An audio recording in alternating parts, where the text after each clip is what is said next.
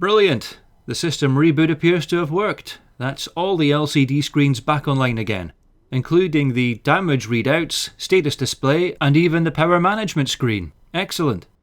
The only major change I needed to implement was decreasing the refresh rate in that damage screen to the left. The default setting was just a little too fast, at least this way I can actually see what the screen is trying to tell me. Our overall resources are still a little bit low and we can always do with more iron, but right now I need some way of detecting, or at least getting an early warning as to when we're going to get these meteor strikes, which means it's probably time I built some kind of radar. Benson, please tell me that we do have plans for building a basic radar system that we can stick on top of the space. Affirmative, Commander. There are plans for a medium-range XG-1 radar system on file. I have already added it to your build menu. That sounds great. Thanks, Ben. Right, I'll go outside and build this thing now, because the sooner I get this thing up and running, the better.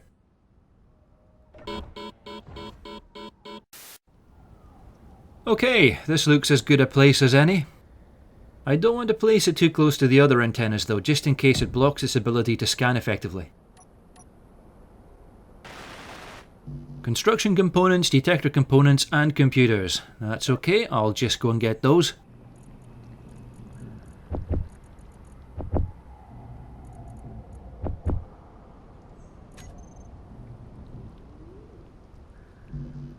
And it looks like I need a little more. This'll be quite a few trips back and forth, I guess. Now, hopefully, this should be enough. Excellent, and we now have a working radar. All I need to do now is make a display that I can read the results on. And I think I may have just the thing. I'm not a big fan of using two-dimensional LCDs for radar results, especially with things like meteors that tend to come from the sky. Ben, you know that holographic 3D projector table we salvaged from the alien ship? Is it possible that we could reverse engineer it and use it for ourselves to display the radar returns on? That's if it's possible, of course. Yes, Commander. I believe it would. All it would require is to modify the design slightly and then create a basic program that displays the radar results on the device itself. That sounds perfect, Ben. Let's do it. Okay, here we go. I hope this doesn't short out our computer systems. Ah, it's flickering, it's coming to life. And it's working. Excellent. I like the detail on this thing. It's even showing us the mountains around the base too. That is really impressive. And you say you can change the range in this thing too, is that correct, Ben? Affirmative, Commander. The range can be set between 1 and 50 kilometers, depending on your preference, but be advised, scanning at longer ranges also uses more power. That's good to know. Thanks, Ben. I think I'll leave it at 5 kilometers at the moment, just for the time being. And best of all, I can see most of it from this command chair too. Anyway, enough sitting around. Let's finish that laser antenna. Just a few more superconductor conduits and this thing should be complete.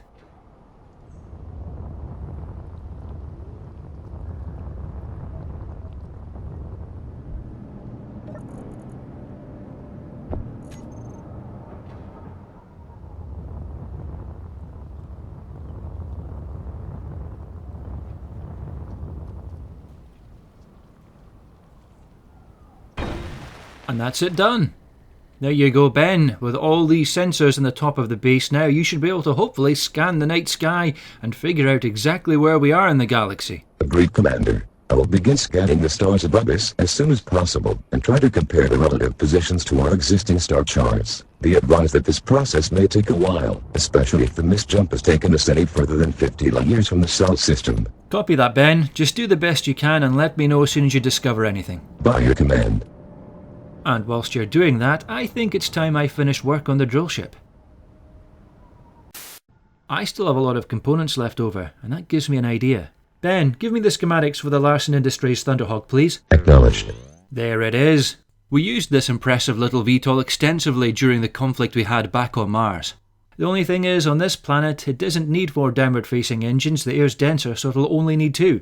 And it doesn't need to be so heavily armed.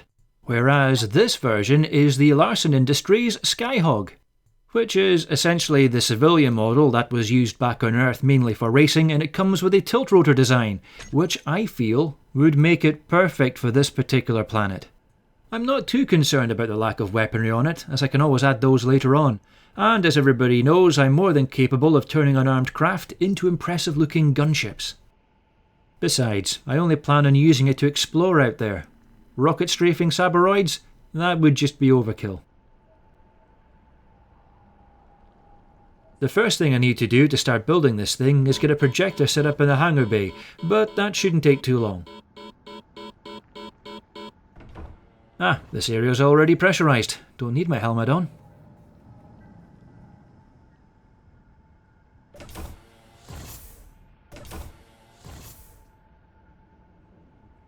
Right, let's get started.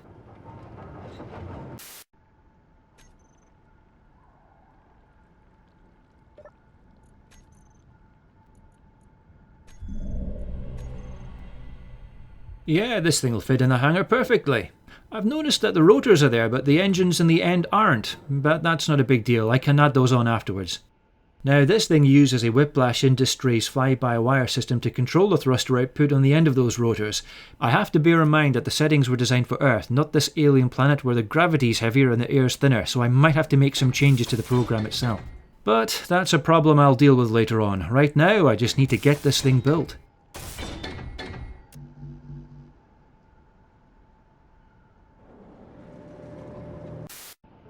Well, it's getting there. I've tasked the assembler to build some motors for me. I'm going to need a lot of them to get these thrusters done. It's my hope that I can at least finish this before the morning.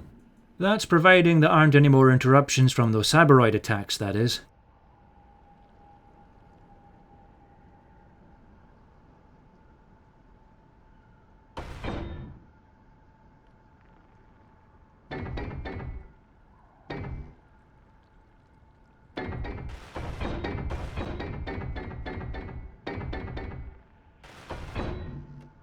Well, at least this is coming together faster than the Grazer did.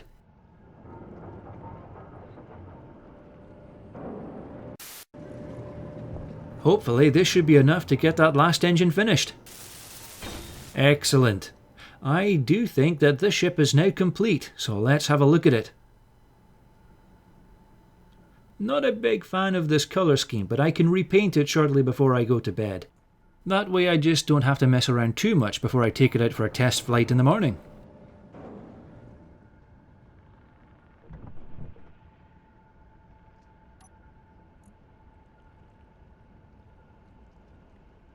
Brilliant!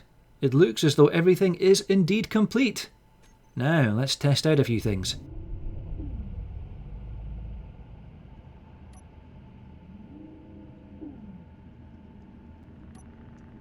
Yep, the rotors are fine, tilting between the two different modes. And the spotlights are working okay as well. Excellent. That'll do for now, I think. I'll keep the antenna turned off at the moment to save power, but I'll set the external air vents to depressurize. That way, when the power is on, they should fill the cabin with oxygen. I'll just power it down now, and tomorrow morning, once it's brighter outside, I will actually take this out for a proper test flight. Yeah, a nighttime test flight? Probably not the wisest of ideas, especially as I'm not sure how this thing's going to handle. But first things first, before I go to bed, I need to repaint this thing. Right, time to get up and see what it's like outside. Oh, it's not bad. It should be bright enough. And it'll only get brighter as the morning goes on, so yep, I'm happy. Let's go. Luckily it didn't take me too long to paint the Skyhog last night, so I managed to get about 4, maybe 5 hours sleep. It's not much, but it'll do me.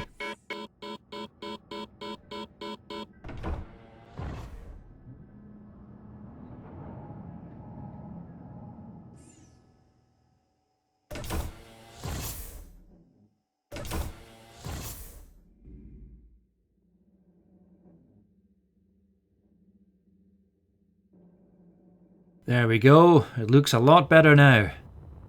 At least now it matches the rest of the base, and the drill ship. I've noticed that it doesn't have a connector, but it does have that port at the back I can use to refuel it with, but that's something I might change later on. But right now, let's get this blaster open and take it for a spin. Those air vents are connected to counterparts on the outside rather than an oxygen tank, so I don't lose any oxygen each time those doors open. Speaking of outside, let's take a quick look and see what the conditions are like.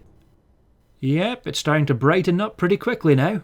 And there's only a gentle breeze. Perfect flying conditions. Whoa, what the hell? That sounds like it's coming from over that way. Any idea what's causing those noises, Ben? Is it a meteor storm? Unknown, Commander. The sounds we're hearing are most likely being caused by the shock waves that result from multiple explosions, but I am unable to determine a source. Copy that. It doesn't matter, they've stopped now, and they sounded pretty far away. Chances are it probably was just meteors, we just didn't see the trails coming down. And I'll tell you this, I'll be damned if I'll let a meteor storm interrupt my test flight. So, let's get this show on the road. Right, all systems check. Powering up.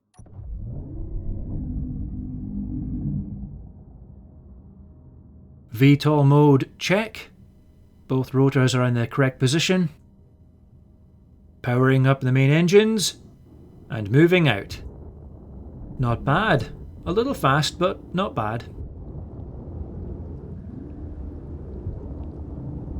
It feels like the fly-by-wire system is trying to overcompensate, and as a result I'm gaining height slowly when I'm trying to hover.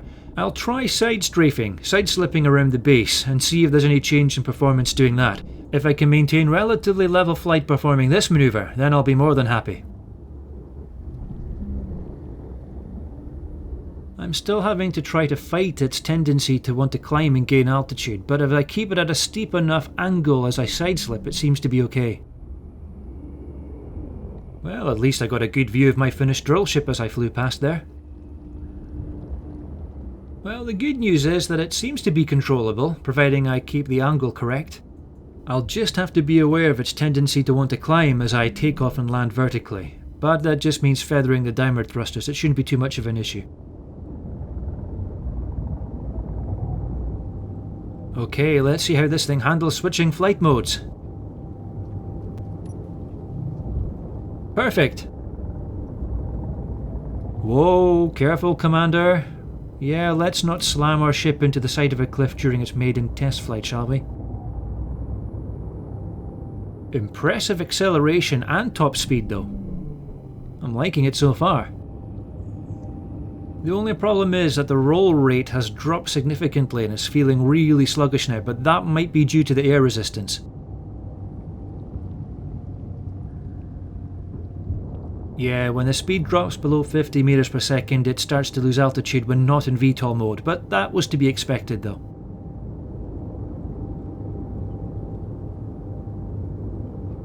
Power usage occasionally goes into the red, but not dangerously so, and not for any prolonged amount of time.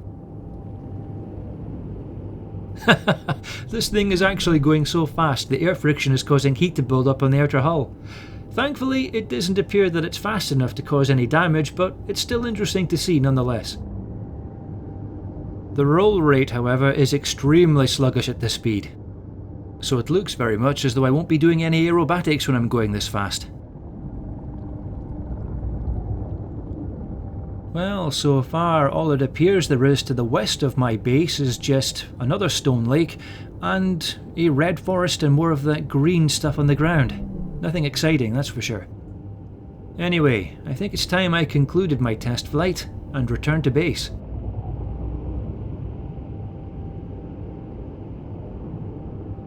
In fact, now that I have got a relatively fast and nippy vessel like this, I'm very tempted in heading back to where that black pyramid is, and, if it's no longer being protected by those black ships, to investigate it further. At least this way, if any of them do come back, then I can use this to escape relatively quickly. In fact, yeah, that's exactly what I'll do. I'll land this first, put the antenna on the base back on, and then I'm going to head back to where that black pyramid was. Now, unfortunately I didn't log its position using the GPS, but if I follow the route that I took using the mobile base, using the landscape and features that I recognise, then it should take me back to where the Black Pyramid is, or at least close enough that I can actually see it again. And besides, I'll have Benson with me. He'll keep me right. Well, thank you, Commander. I shall do my best to make sure that you do not get lost. Thanks, Ben, but hopefully it won't be necessary. I don't think my sense of direction is quite that bad. But first I need to land this thing without crashing it, bearing in mind I'll be fighting its tendency to climb continuously, so this could be very interesting.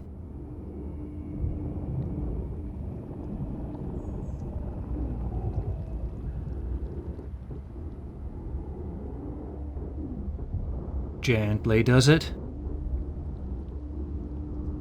Touchdown. Now just disengage the engines. Perfect.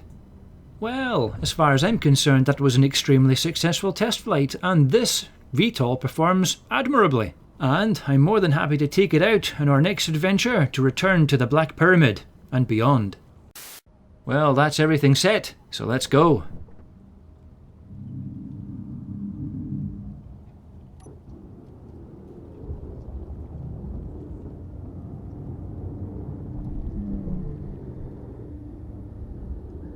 Yeah, those gyros are a lot more responsive at this speed.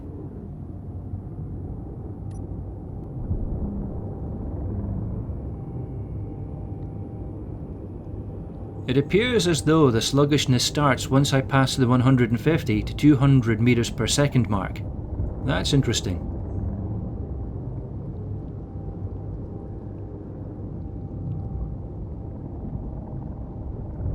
What's even more interesting is the fact that I managed to drive the mobile base across this treacherous terrain here.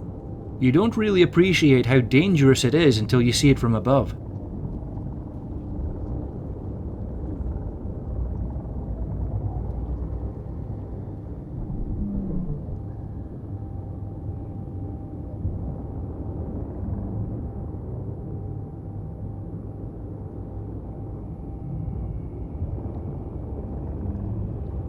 Yeah, I'm definitely going the right way. I recognise that past to my 11 o'clock. That's where I stopped the mobile base briefly, shortly after I damaged the elevator, and started to go back downhill again.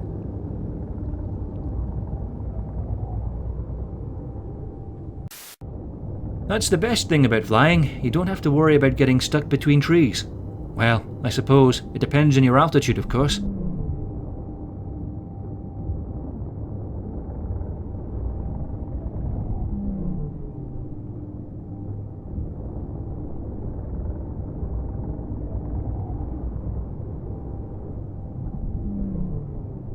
Ah, now I recognise this hill in front of me.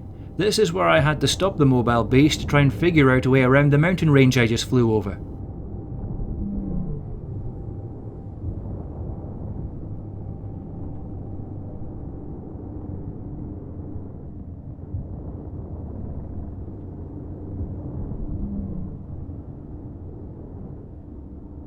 Yep, there's no mistaking that view. Which means that the valley that I initially got stuck in and had to find a way around was just over this way.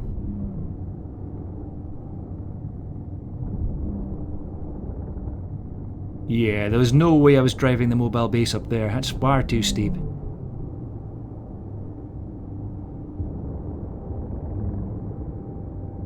It's much more obvious now that I'm seeing it from the air, and in the daylight.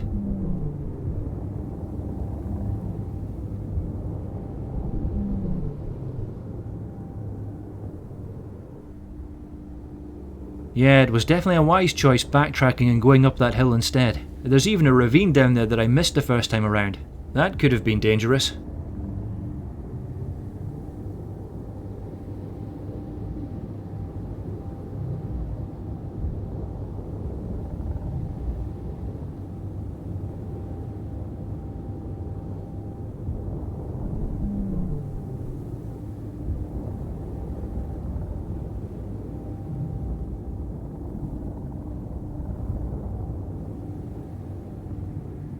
Ah, here we go.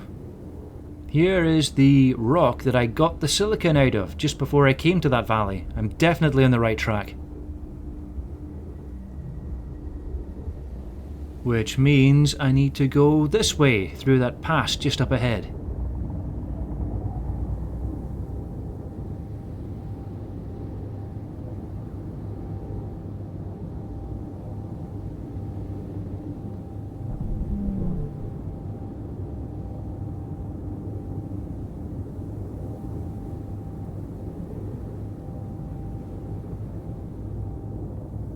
And if my memory serves me right, then just past those mountains up ahead are the ice fields where the Black Pyramid is.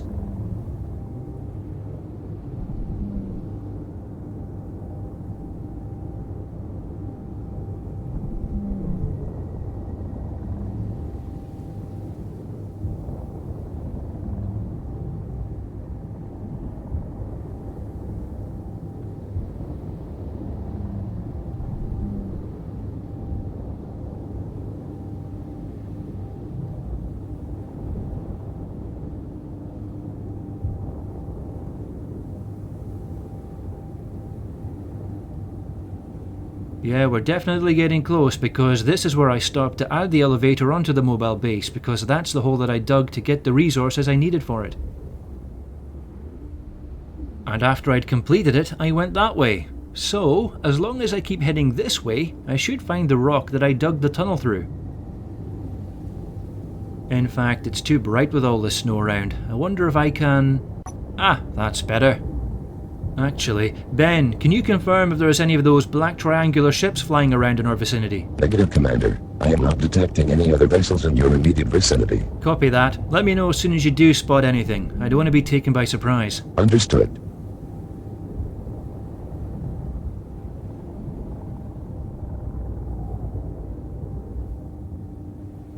Now, is this my rock with the hole in it?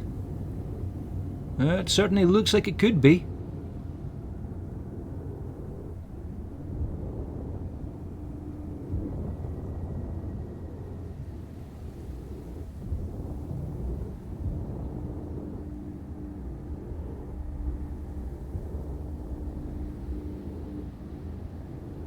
Yeah, this is definitely tunnel rock right here.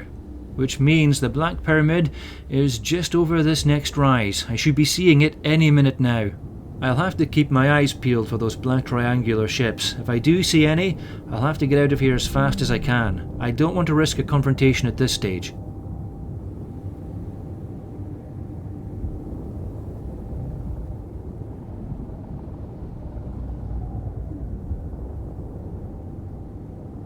Actually, where is the Black Pyramid? We should be seeing it by now. It should be just over there. Am I in the right place? Surely this is the right place. Maybe it's just a little further ahead. No, this is definitely the right place, because that hill to the left is the one that I drove the mobile base down. Ben, am I mistaken, or is this the location where we initially saw the Black Pyramid? You are not mistaken, Commander. Based on the surrounding terrain, this is the approximate location where we initially saw the unknown structure. However, it appears to be missing. I am sorry, Commander. I am unable to explain its disappearance. Yeah, you and me both, Ben. This just doesn't make any sense. How does something that big just suddenly disappear? Not only that, I'm seeing what looks like a crevasse or a fissure in the ice that definitely was not here before. I'm not sure whether or not it's related to the disappearance of the pyramid, but it's certainly worth taking a closer look at. Ben, what's your analysis? Unknown, Commander. Initial observation suggests that the fissure in the ice appears to have been created due to extreme pressure exerted by a large, irregular-shaped object. Yeah, that just means it could have been pretty much caused by anything. I just don't understand it, Ben. How does something as big as that Black Pyramid disappear within a space of a few days? It just doesn't make any sense. I mean, did it fly away, sink onto the ground, or did it just magically teleport away or something? Unknown, Commander. I have insufficient data to reach a satisfactory conclusion. Yeah, I had a feeling you were going to say that. You and me both, Ben. Listen, I'm going to land the Skyhawk next to that fissure and take a closer look inside. Maybe there's some kind of evidence inside as to what happened here. Or at the very least, maybe some kind of hint at an explanation as to what the hell's going on. Acknowledged, Commander. I would advise caution, however, as it appears as though we are dealing with a lot of unknown variables. That's putting it lightly. Copy that, Ben. I'll try to be careful.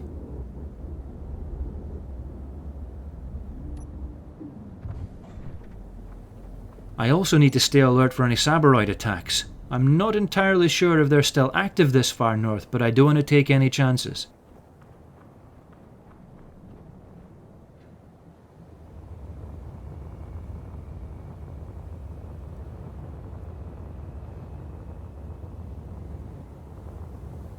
I don't know, it almost looks as though the ice has exploded outwards from the fissure. Ah, careful, don't fall in. Just as well I've got a jetpack.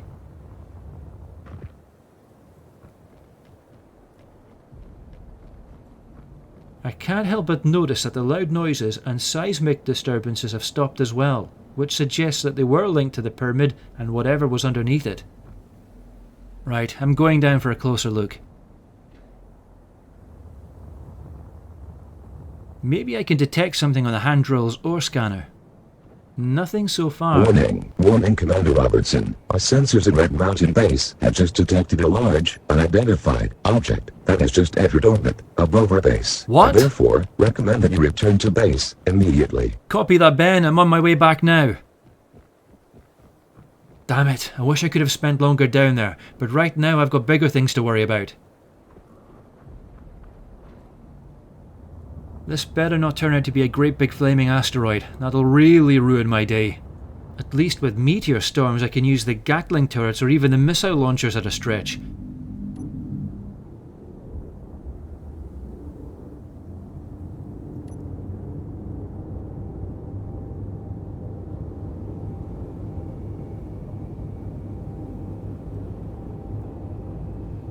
Benson, I need a sitrep on the unidentified object. What's happening? Commander, the unidentified object is in transition from high to low orbit, directly above our base. It is, however, beginning to decelerate. Damn it. Sounds like it's entering the atmosphere.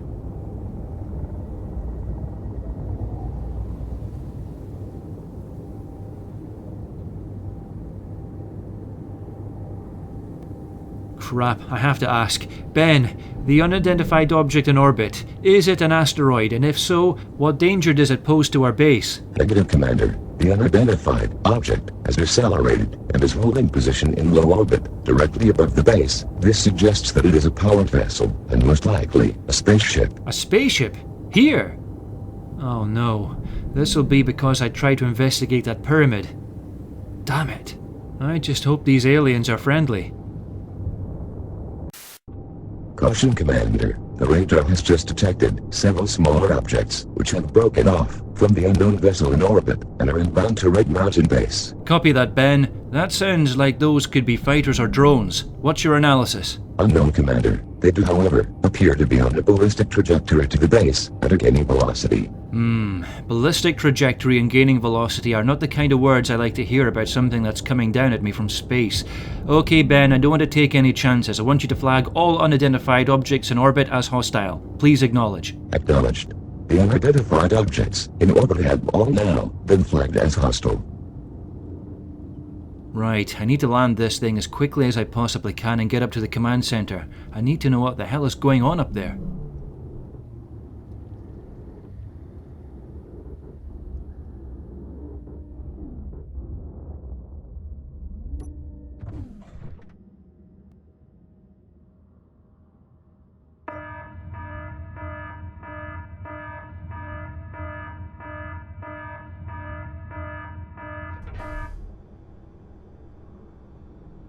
This is taking too long. I need to get up there quickly. The living quarters should be pressurized, so I don't need to worry about losing the air from this place.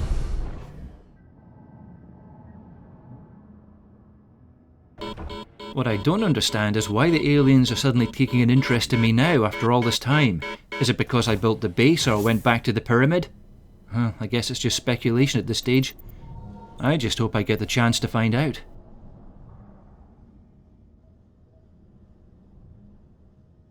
Right, I'm going to stay in defense condition green, but I'll bring the defense systems online just in case.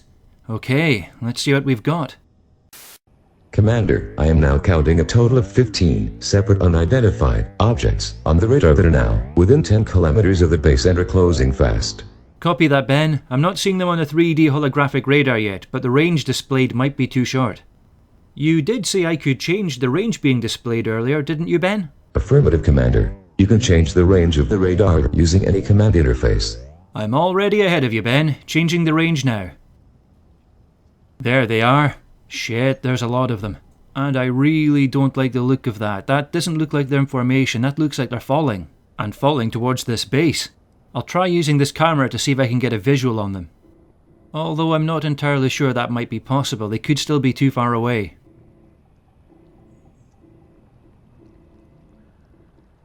No, wait, I have a visual.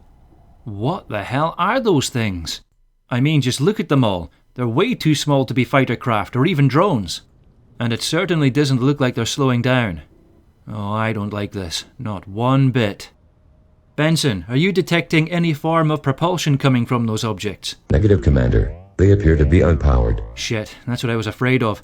I've got a horrible feeling that I know exactly what those things are. I really do hope I'm wrong, but I don't want to take any chances at this stage. Benson, you may fire at will at any objects that come within range. Acknowledged. Firing at will. I'll bring the radar range down a little, because those things are almost on us. Come on, you aliens. If you're going to communicate with me now peacefully, now's the time to do it. Oh, hell. We have to stop these things, otherwise they'll hit our base.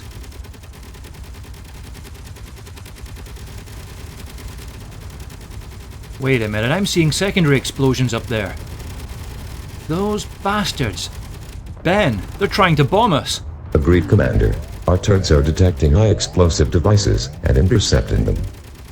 Copy that, Ben. These even look like warheads. That sounds like the last of them. Ben, damage report. Commander, I am pleased to report that our base has suffered no damage, and the automated defenses have managed to successfully neutralize the nearest threats before impact. Copy that. That's excellent news. Thanks, Ben. Ben, is the mothership that launched those bombs still in orbit above our base? Affirmative, Commander. Right, let's take a look at you.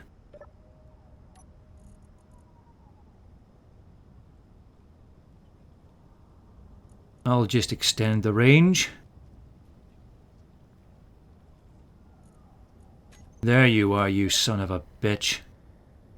Looks like it's still sitting there in low orbit above our base. Probably trying to assess the damage it's done. Or lack thereof. Well, I can't say I'm a big fan of their first contact protocols. There was absolutely no need for attacking us. Ben, I can't see it using this camera, it's too far away. Can you get a closer look at it using your sensors? Acknowledged. There it is. It's blurry and I can barely make it out, but I can just see it and no more. It doesn't look like the other ships we've seen so far, but it might be a different type of vessel. Their version of a warship, maybe. Well, I'll say this. I don't know who these aliens are, or where the hell they came from, but they're about to find out that they just messed with the wrong commander.